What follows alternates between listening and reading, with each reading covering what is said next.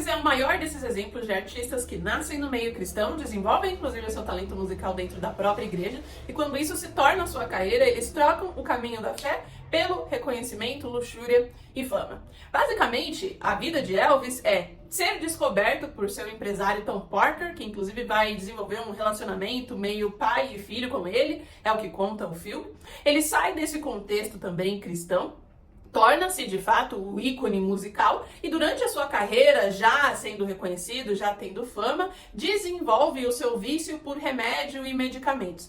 O filme, porém, de Elvis é desenvolvido de uma maneira bem politicamente correta, foi supervisionado pela própria esposa de Elvis Presley, Priscilla Presley, e coloca o vício em medicamentos do cantor como uma ferramenta de trabalho. Então o filme transveste vários defeitos do cantor em alegação do seu talento. O momento que Elvis é descoberto por esse Tom Parker é quando ele vê uma apresentação que o cantor tinha feito num teatro em que ele não somente estava cantando, mas dançando, e ele lança aquele passo, aquele movimento que fica como marca registrada do Elvis, que é aquela dança com os quadris e pernas. E isso deixa a plateia altamente excitada, principalmente as meninas. Essa é a palavra e a crítica correta, não somente em êxtase, mas de fato em excitação. E é talvez o fator mais importante pelo qual eu quis colocar o Elvis nesse estudo do satanismo na música, não por qualquer letra de música ou coisa que ele tenha falado, mas justamente por isso que ele representava. Quando nós pensamos hoje em funk, quando nós vemos vídeos de artistas, divas do pop, divas do funk ou o que quer que seja, fazendo danças, representando uma relação sexual, completamente nuas, e pensamos que isso é um absurdo, a gente precisa retomar onde tudo isso começou, de onde nasceram essas ideias.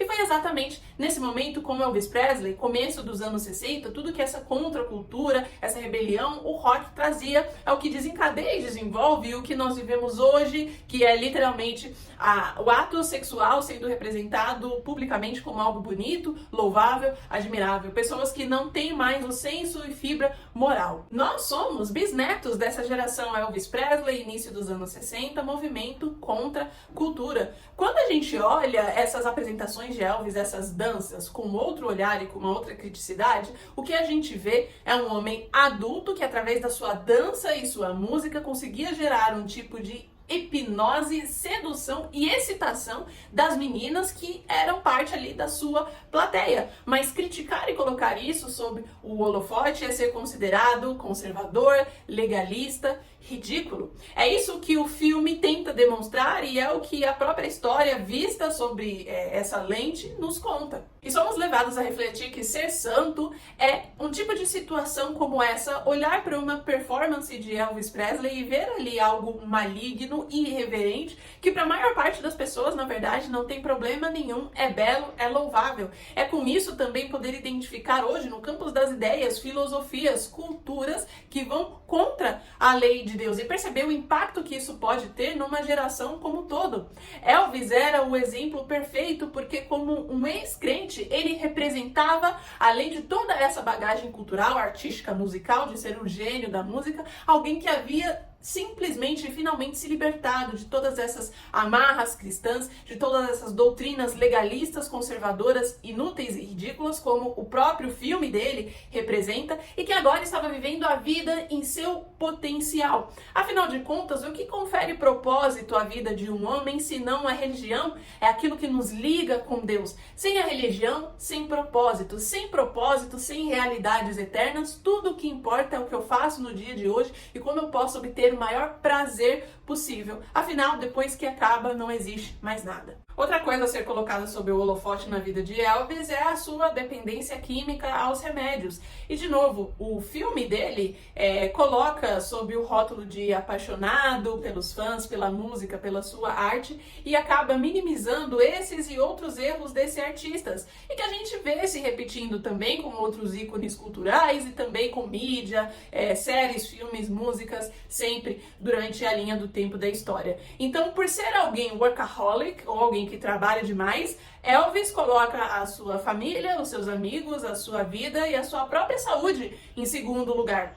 ele também torna-se um dependente químico, alguém viciado em remédio. E qual é a mensagem que isso está passando? A gente não pode romantizar esse tipo de coisas, afinal de contas, alguém que é colocado sob o holofote como Elvis Presley leva consigo um legado, uma série de fãs e que acreditam e veem aquele artista e o que ele deixou como uma coisa positiva, como um alvo, como algo a ser seguido, quando claramente não é.